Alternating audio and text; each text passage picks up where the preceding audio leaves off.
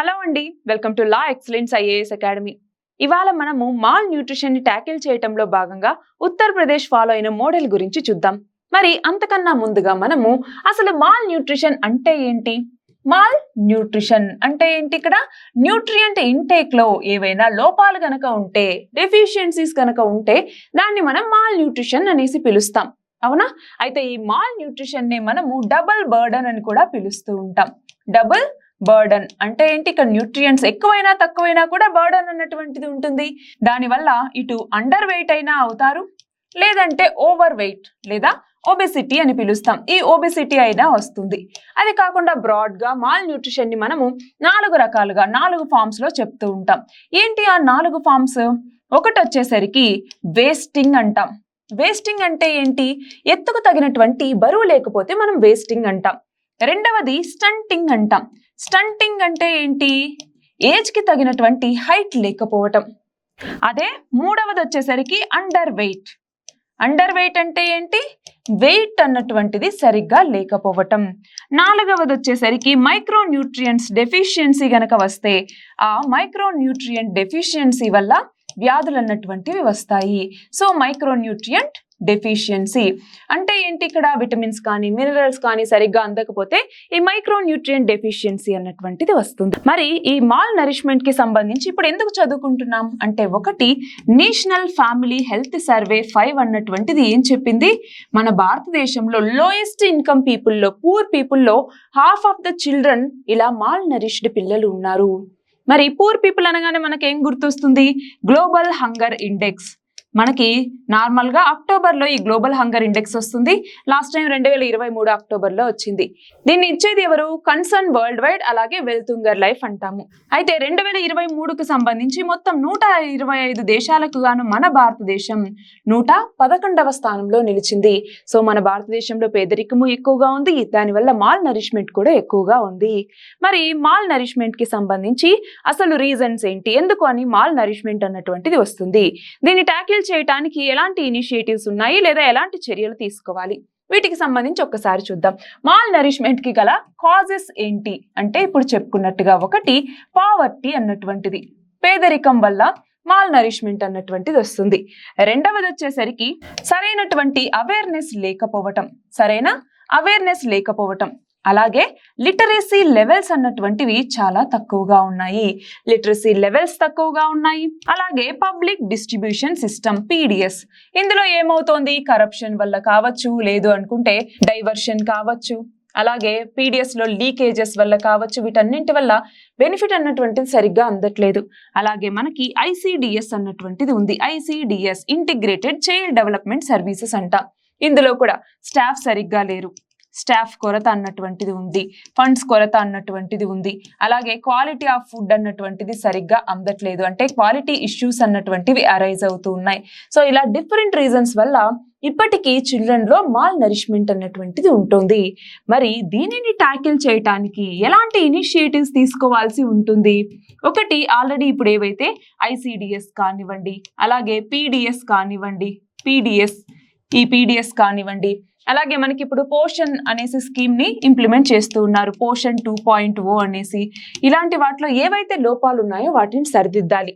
అలాగే employment opportunities అన్నటువంటివి సరిగ్గా అందించాలి. ఎంప్లాయ్మెంట్ ఆపర్చునిటీస్ ఎక్కువగా అందించాలి.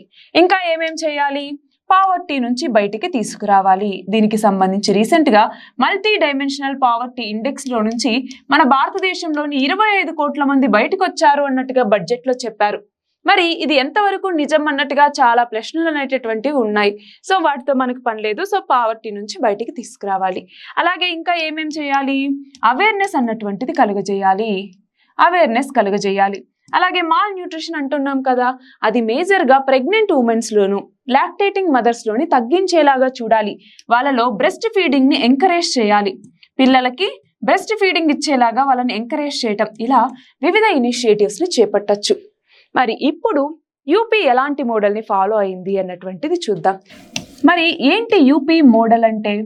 యూపీ మోడల్ అన్నటువంటిది జెండర్ ట్రాన్స్ఫర్మేటివ్ అప్రోచ్ ని ఫాలో అవుతుంది. Gender transformative approach. ఏంటి జెండర్ ట్రాన్స్ఫర్మేటివ్ అప్రోచ్ అంటే ఎక్కువగా ఉమెన్ కి ఇక్కడ వీళ్ళు ఎంప్లాయ్మెంట్ ఆపర్చునిటీస్ ని కలుగజేస్తూ ఉన్నారు. అంటే ఫర్ ఎగ్జాంపుల్ మైక్రో ఎంటర్ప్రైజెస్ ని లీడ్ చేసేటటువంటి మహిళలు ఉంటారు కదా, మైక్రో ఎంటర్ప్రైజెస్ ని లీడ్ చేసే ఉమెన్ ఎస్హెచ్జీస్ ఏవైతే ఉంటాయో ఆ ఉమెన్ ఎస్హెచ్జీస్ కి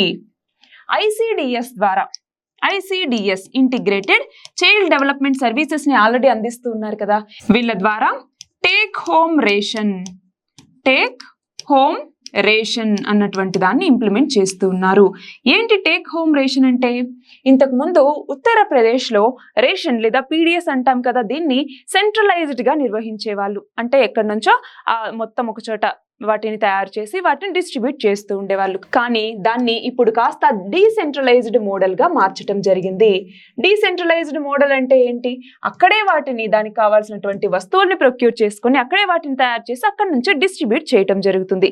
సో దాన్ని డీసెంట్రలైజ్డ్ మోడల్ అంటాము. మరి దీని ద్వారా ఎవరికి బెనిఫిట్ అన్నటువంటిది ఉంటుంది, దీనికి సంబంధించిన బెనిఫిట్ అన్నటువంటిది ఎవరెవరు పొందుతారు అంటే, ఒకటి అండర్ 5 చిల్డ్రన్ ఎవరైతే ఉంటారో ఈ అండర్ 5 చిల్డ్రన్ లో మాల్ న్యూట్రిషన్ ని తగ్గించడానికి ఇది ఉద్దేశించబడింది.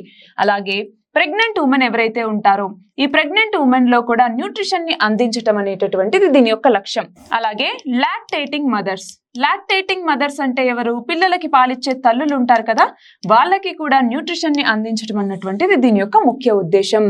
సో ఈ బెనిఫిషరీస్ కి ఏం చేస్తారు, ఫోర్టిఫైడ్ ఫుడ్ అంటే ఏంటి, ఫోర్టిఫైడ్ ఫుడ్ అంటాం. అంటే ఇక్కడ న్యూట్రియంట్స్ ని ఇక్కడ యాడ్ చేయటం జరుగుతుంది, విటమిన్స్ మినరల్స్ వీటిని యాడ్ చేస్తారు. సో న్యూట్రిషియస్ అలాగే ఫోర్టిఫైడ్ ఫుడ్ ని అందించడం అన్నటువంటిది దీని యొక్క ముఖ్య ఉద్దేశం. మరి దీనివల్ల ఇక్కడ బెనిఫిషరీస్ ఎవరైతే ఉన్నారో ఇందాక చెప్పుకున్నాం కదా అండర్ 5 అనేసి, ఇలా బెనిఫిషరీస్ కి ఎలాంటి లాభాలు అన్నటువంటివి ఉంటాయి అంటే, ఒకటి వాళ్ళకి న్యూట్రిషన్ అన్నటువంటిది అందుతుంది. న్యూట్రిషన్ అందటం వల్ల మాల్ న్యూట్రిషన్ నుంచి వాళ్ళు బయటికి రావడానికి ఉపయోగపడుతుంది. అలాగే వాళ్ళ యొక్క హెల్త్ అలాగే వెల్ బీయింగ్ ని కాపాడినట్లు అవుతుంది. అంతేనా, వాళ్ళ యొక్క హెల్త్ అండ్ వెల్ బీయింగ్ ని సపోర్ట్ చేసినట్టే. మరి దీని ద్వారా ఇప్పుడు ఉమెన్ ఎస్హెచ్జీస్ ఇక్కడ పంచుకుంటూ ఉన్నారు. మరి ఈ ఉమెన్ ఎస్హెచ్జీస్ కి ఎలాంటి లాభాలు అన్నటువంటివి ఉంటాయి అంటే, ఒకటి వాళ్ళకి ఇన్కమ్ సపోర్ట్ అన్నటువంటిది ఉంటుంది. అవునా, మనీ అన్నటువంటిది వస్తుంది. అంటే ఇక్కడ ఎంప్లాయ్మెంట్ ఆపర్చునిటీస్ ని కలుగజేస్తూ ఉన్నారు. అవునా, ఎంప్లాయ్మెంట్ అన్నటువంటిది పెరుగుతుంది. ఇక్కడ ఉత్తరప్రదేశ్ ప్రభుత్వం కనీసం ఒకరికి నెలకి 8,000 రూపాయలైనా అందించాలన్నటువంటిది లక్ష్యం అనమాట. సో ఎంప్లాయ్మెంట్ ఆపర్చునిటీస్ కలుగుతున్నాయి, దాని ద్వారా ఇన్కమ్ అన్నటువంటిది వస్తోంది. దీని ద్వారా పావర్టీని రెడ్యూస్ చేయొచ్చు. అవునా, పావర్టీని రెడ్యూస్ చేయొచ్చు. అలాగే ఇక్కడ ఇంకొకటి ఏంటి అంటే, టెక్నాలజీని కూడా వీళ్ళు వాడుతూ ఉన్నారు. ఎలా టెక్నాలజీని వాడుతూ ఉన్నారు అంటే, వీళ్ళు ఇక్కడ ఫుడ్ ని తయారు చేసి పంపించేటప్పుడు ఆ ట్రావెలింగ్ లో కూడా క్యూఆర్ కోడ్ ని స్కాన్ చేసేలాగా, అంటే క్యూఆర్ కోడ్ ని స్కాన్ చేస్తే ఎక్కడ ఉంది ఆ యొక్క ఈ ట్రాన్స్పోర్ట్ లో మధ్యలో ఎక్కడ ఈ దశలో ఉంది అన్నటువంటిది కూడా తెలుస్తుంది అనమాట. అలాంటి టెక్నాలజీని కూడా వీళ్ళు వాడుతూ ఉన్నారు. ఇంకా ఎలా ఉపయోగపడుతుంది, ఉమెన్ ఎంపవర్మెంట్ కి ఇది ఉపయోగపడుతుంది. అవునా, ఉమెన్ ఎంపవర్మెంట్ కి కూడా ఇది ఉపయోగపడుతుంది. అయితే ఓవరాల్ గా మనం చూసుకుంటే దీని యొక్క ముఖ్య ఉద్దేశం ఏంటి అంటే, అక్కడ లోకల్ ఎకానమీని మరింతగా ఇంక్రీజ్ చేయటం. లోకల్ ఎకానమీ అన్నటువంటిది ఎందుకు పెరుగుతుంది అక్కడ అంటే, ఒకటి అక్కడ లోకల్ ప్రొడక్ట్స్ నే ఎక్కువగా వాడుతూ ఉన్నారు. అంటే లోకల్ గా ప్రొక్యూర్ చేసుకొని వాటినే వీటిలో ఎక్కువగా వాడుతున్నారు. అలాగే లోకల్ డిస్ట్రిబ్యూషన్ అన్నటువంటిది జరుగుతుంది. డిస్ట్రిబ్యూషన్ కూడా లోకల్ గా ఎక్కువగా జరుగుతోంది.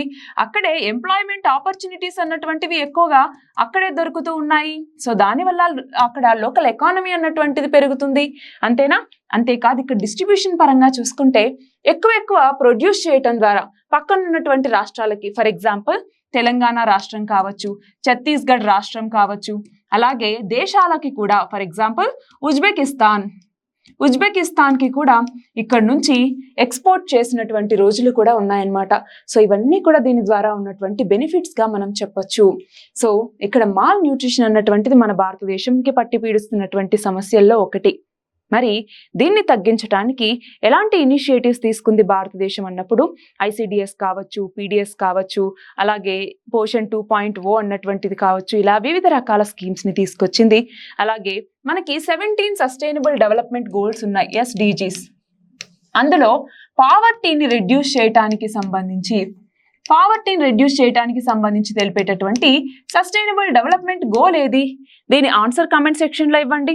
అలాగే హంగర్ ని రెడ్యూస్ చేయాలి, 2030 నాటికల్లా అంతం చేయాలని తెలిపేటటువంటి సస్టైనబుల్ డెవలప్మెంట్ గోల్ ఏది? ఈ రెండింటికి నాకు కమెంట్ సెక్షన్ లో ఒకసారి ఆన్సర్ చేయండి. అయితే ఇక్కడ ఏంటి, మాల్ న్యూట్రిషన్ ని తగ్గించాలి, న్యూట్రిషన్ లెవెల్స్ ని పెంచడం ద్వారా మహిళల్లో హెల్త్ ని మరింతగా ప్రోత్సహించటం, దాని ద్వారా చిల్డ్రన్ హెల్త్ బాగుంటుంది, వాళ్ళ యొక్క మెంటల్ అబిలిటీ అన్నటువంటిది పెరుగుతుంది, దాని ద్వారా సోషల్ మరియు ఎకనామిక్ వెల్ బీయింగ్ అన్నటువంటిది సాధ్యపడుతుంది. అప్పుడే కదా మనము డెవలప్డ్ నేషన్ గా మారటానికి కూడా అన్ని రకాల సహాయ సహకారాలు కూడా ఉంటాయి. సో ఆ నేపథ్యంలో ఈ కాన్సెప్ట్ అన్నటువంటిది మనకి important. All the very best and thank you very much.